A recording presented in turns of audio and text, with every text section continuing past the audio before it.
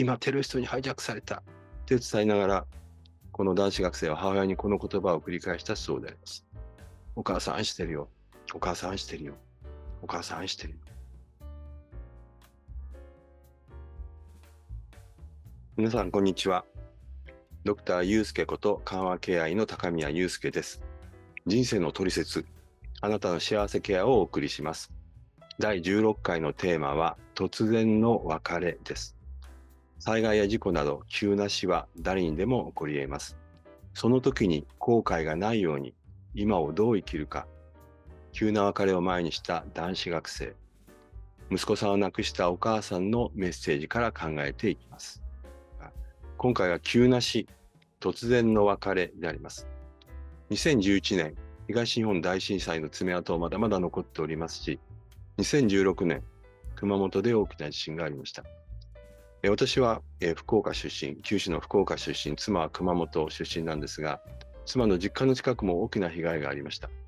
また昨年は、今も続いてますが、ロシアのウクライナ侵攻、知床観光船の沈没事故、安倍元総理の銃撃事件がありました。今年に入っては、トルコ・シリアの大地震、そして陸上自衛隊のヘリの墜落事故、そして今も続いてますが、イスラエル軍のガザへの爆撃などがあります。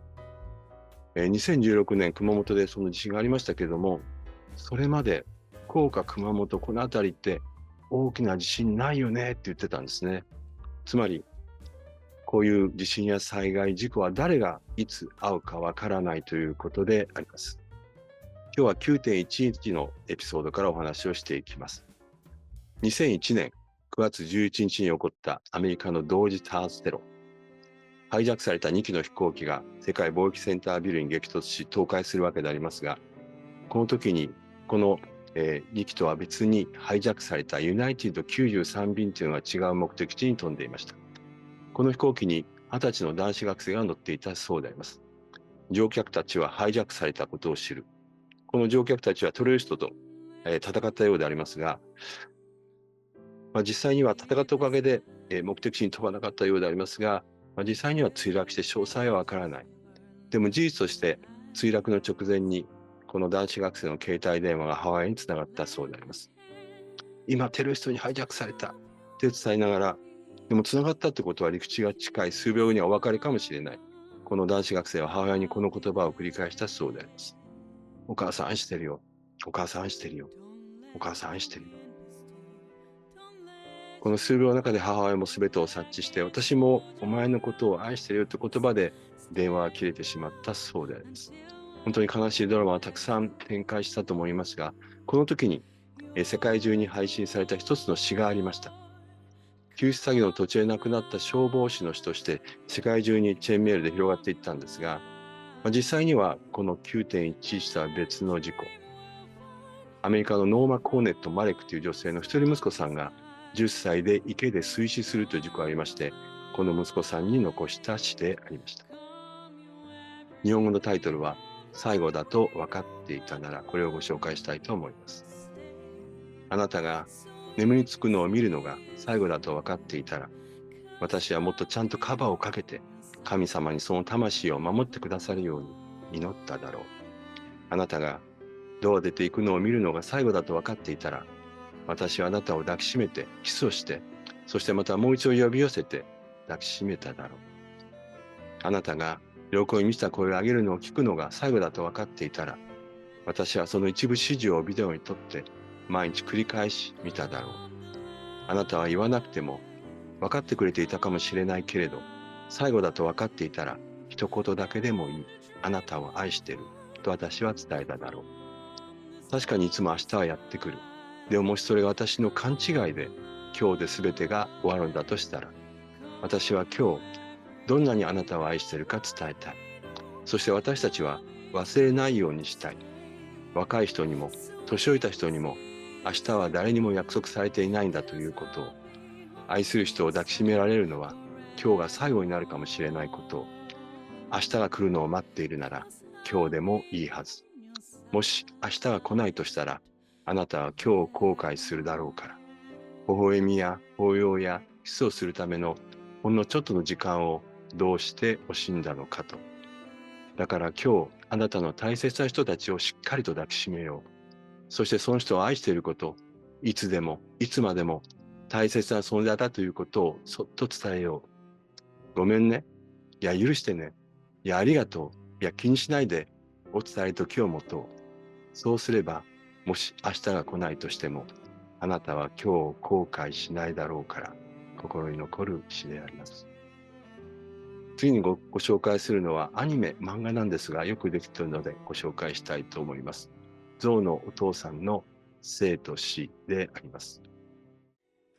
もしも僕がいなくなったら、最初の夜だけ泣いてくれ。君と僕が過ごした時を思い出しながら見送って。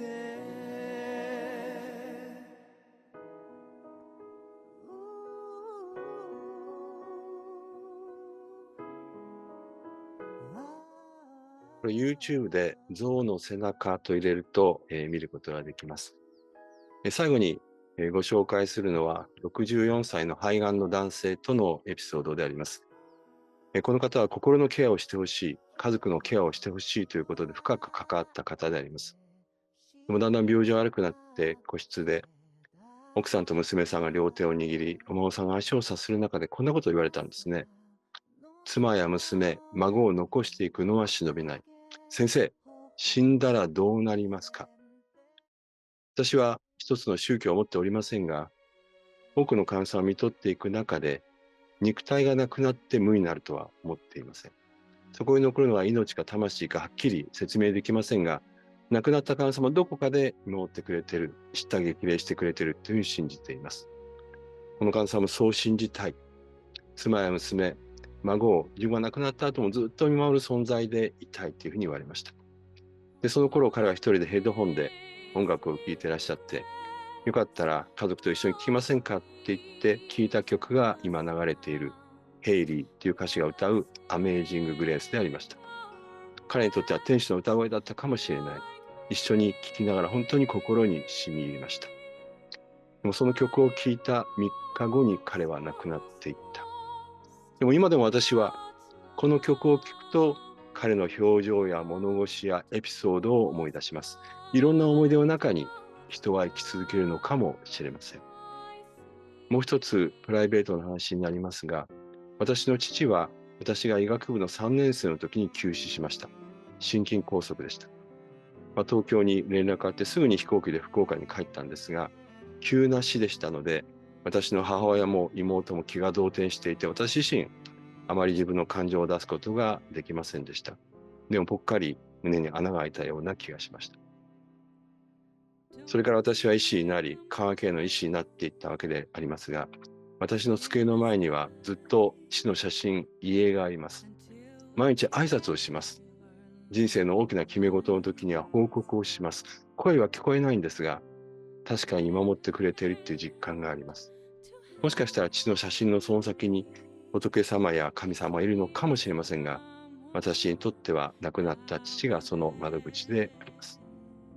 皆さんもこれから大切な人、大切な家族との別れがあろうかと思います。そしていつか皆さん自身の死も来るのだと思います。生と死について正解はないと思いますが、死は無ではない、死は永遠の別れではないと信じられたらいいなと思います。これはある僧侶が私に言った言葉。